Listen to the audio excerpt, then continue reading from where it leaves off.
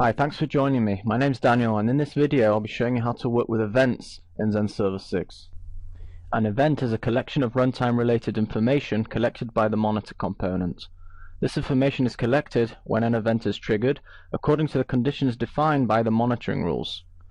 An event indicates that your environment is displaying uncharacteristic behavior and that something occurred that exceeded your definitions and the standards of how you want your PHP code to run.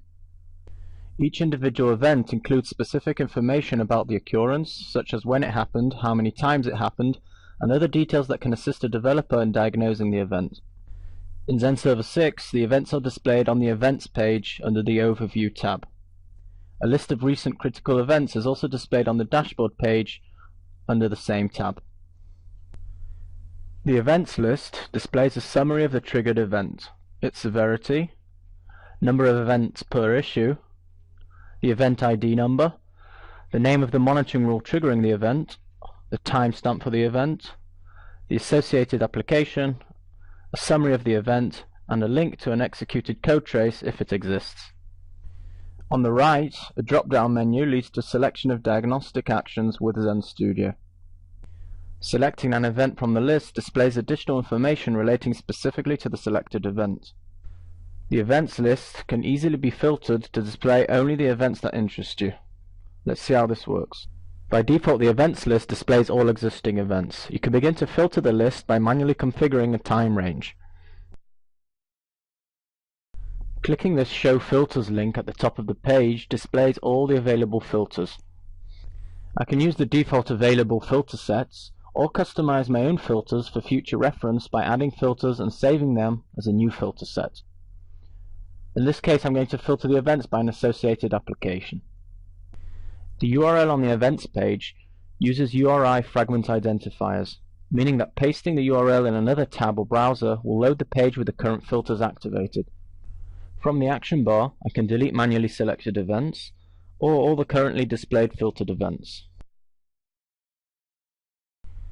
Clicking an event ID or the More Details link in the expanded view displays the Event Details page. Events contain different types of information and actions that allow you to detect the source and drill down to investigate what caused the problem. In some cases, and depending on the type of event that was triggered, the information also indicates the solution. For example, event information can include the exact line of code that has a problem and the nature of the problem. The top of the Event Details page displays a summary of the event and a link to the monitoring rule that triggered the event if you wish to fine-tune the defined conditions. The Details table contains a list of event groups aggregated according to when they occurred. A new group is created only if there is no activity for at least 5 minutes. If a new event occurs after 5 minutes pass, a new group is added. The event groups tell us when and where the event took place, how many events were aggregated into the same group, and whether there was a triggered action for the events, such as a customized action, a code trace, or a sent email.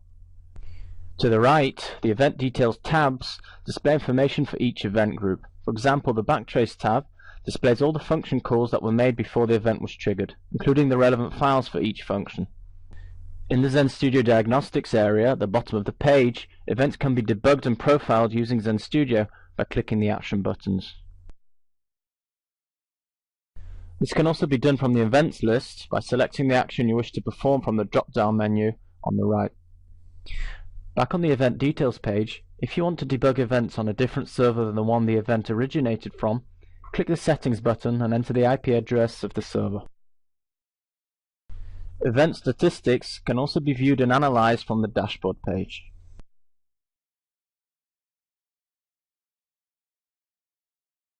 Thanks for watching this video. For more information on working with events and additional features of Zend Server 6, please visit the online documentation at www.zend.com.